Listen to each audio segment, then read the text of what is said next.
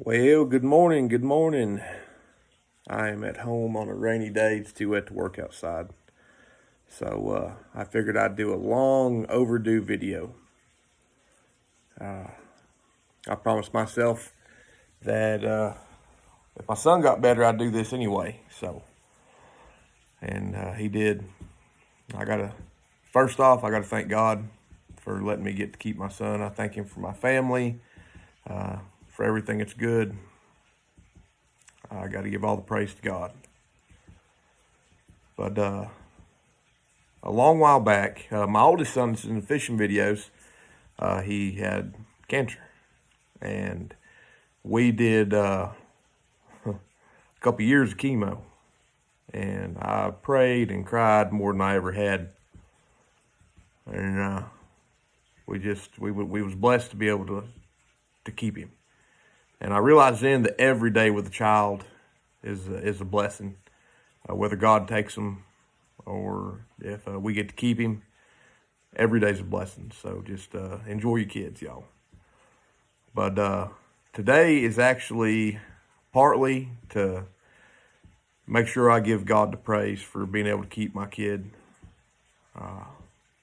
Huge. To thank everybody that helped out through those times. That was really big. Friends, family, different groups like Hearts for Hope and the Blaze Foundation. There's a lot of good people out there. There's a lot of good people that have had a lot of loss when it comes to cancer, especially with kids. But my son had T-cell lymphoblastic lymphoma and had a mass the size of a football in the middle of his chest that pushed his heart out of the way, closing up around his lung passages when we first started doing treatment and diagnosis and all that.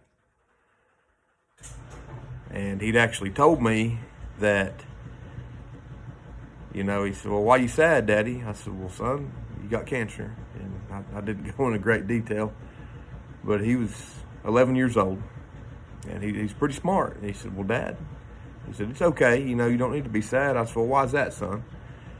He said, "Well, I'm saved, He said, "So if something happens and I do die," he said, "I'll get to see you again in heaven. And then if I don't, then I get to stay here with you." So I cried, blubbered like a big baby. But God's good, and we did get to keep our son. But that's a terrible thing to have to go through. But no matter how rough the road is going through it, you're blessed to make it through it. There's a lot of great people we met that weren't as blessed and weren't as lucky. The good thing is every little child that goes through anything like that doesn't make it, they're up there with God. So you don't have to worry about that.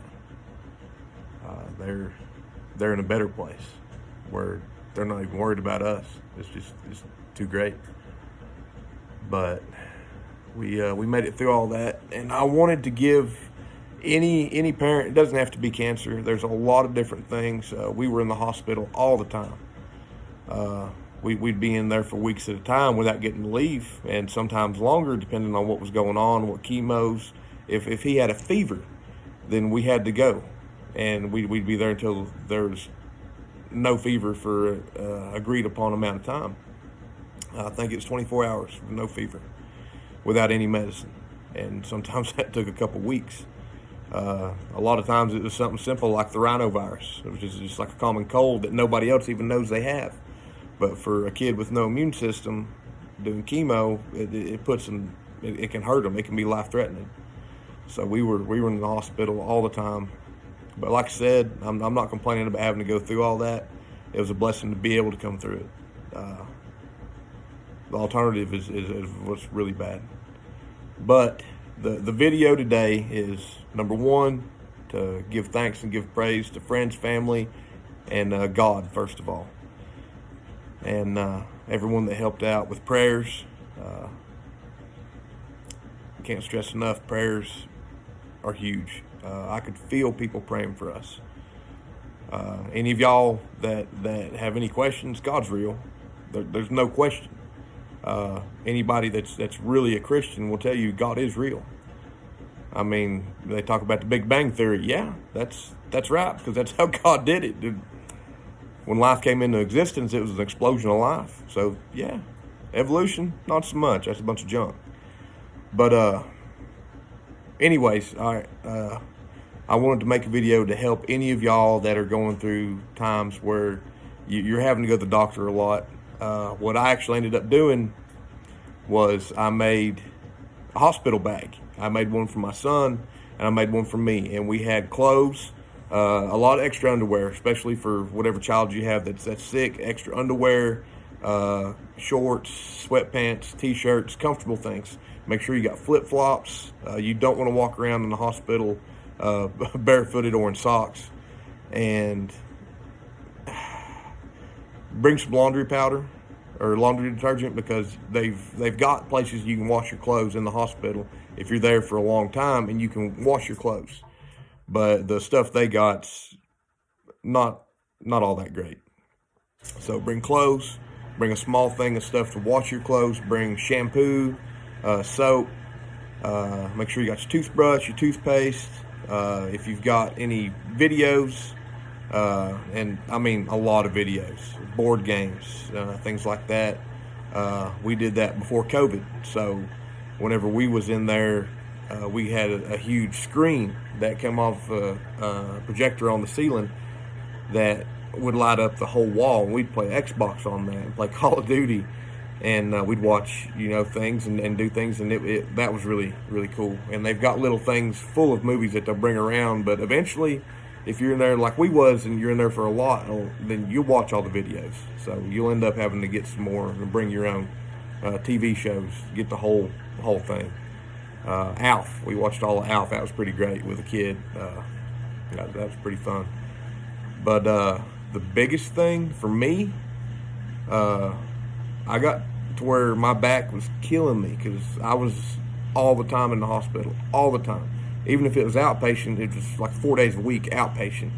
But we'd been in there for a couple weeks at a time, all the time. And I got to where I could not sleep in any chair they had there that they'd bring in, any of the little fold-out beds, roll-out beds. I couldn't sleep in any of that. So I got an air mattress, a self-inflating air mattress that had a built-in air pump, just the small, get the small one. Don't get like a big queen or something because you ain't got room. So I got the little, like twin, the small one, and it was great. I could sleep on it. My back felt instantly better. I would take that with me all the time, but I had these things set to where I could just grab them and go. They've got food in hospitals, so you don't really have to worry about taking food. If there's something specific you want to take, put that in the bag. Because, I mean, I didn't get to leave much at all. I wanted to be there with my son. And it was...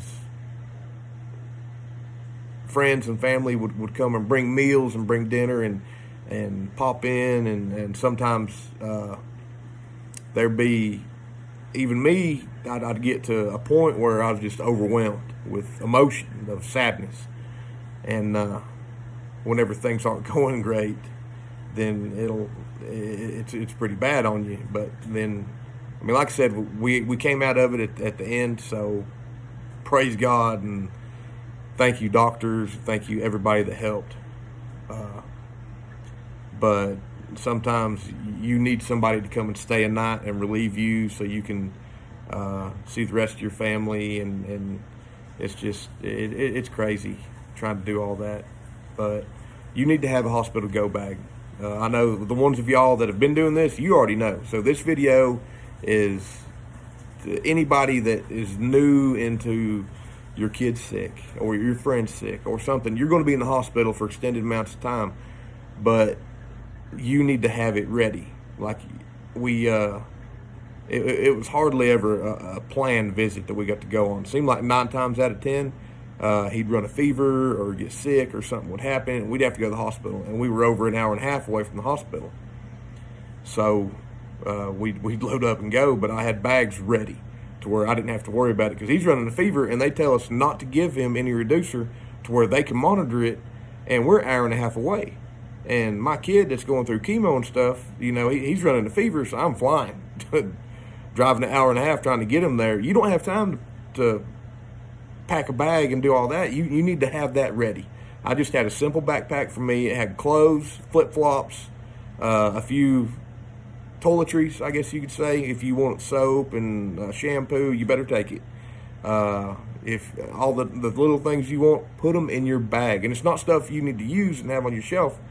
It's stuff that you need to just have in that bag all the time to where it's ready to go. That's its only purpose, is your go bag for the hospital.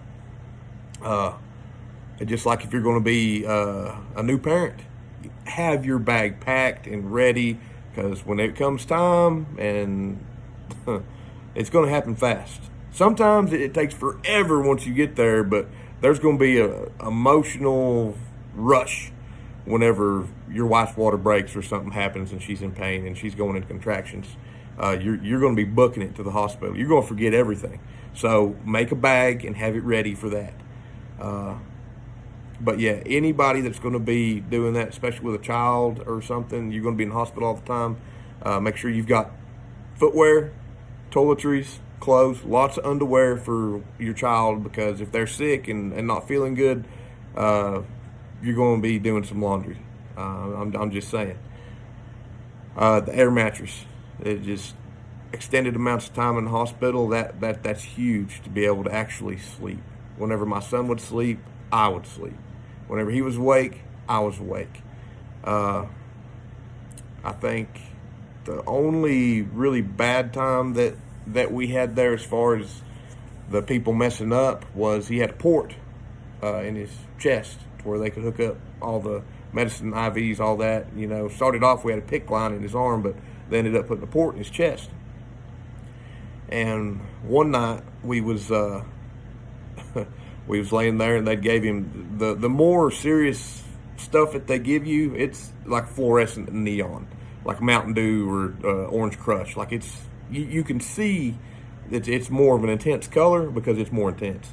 But they was giving him one of the Mountain Dew looking ones, or maybe it was orange, but it was one of the neon, like the liquids, and they was putting it into his IV for the treatment. And they had like a new needle that they were using to put them in that. And stuff changes. As you do it for a couple of years, you'll see hospital supplies change. Well, they was using these new needles, and they put it in, and it didn't go all the way into the port. It was in between the skin and the port. And we didn't know that. And it was late at night, and me and my son both laid down. I woke up to him crying, talking about being in pain. So I was flipping out, and I looked, and I could see this, like half of a lemon, pocket of stuff that's in between his skin and his meat. It's not in the port. And so I flip out, and I got pretty mad. But I'm not sure how much it was anybody's fault. I mean, stuff does happen, but no, I was mad. I mean, if it would have benefited to have jumped on somebody, I'd have jumped on somebody. But all it would have done was got me kicked out of the hospital. So your hands are tied with a lot when it comes to that. That's one thing you can't really protect your family from, is something you can't see. But we did make it through that. So I want to thank God, and I want to thank everybody that helped. Everybody. We did his Make-A-Wish trip, and I want to thank all the Make-A-Wish people. Every kid that gets cancer gets a Make-A-Wish trip. Every one of them, or they get a wish. They get to make a wish. And my son loves fishing. I mean, it was awesome. And we went to the Deer Creek Lodge up in Kentucky, in Sabree, Kentucky, and they were wonderful. They were super nice. Everybody there was just super nice. It was a great trip. We caught a lot of fish. We had fun. I mean, it was just an amazing thing.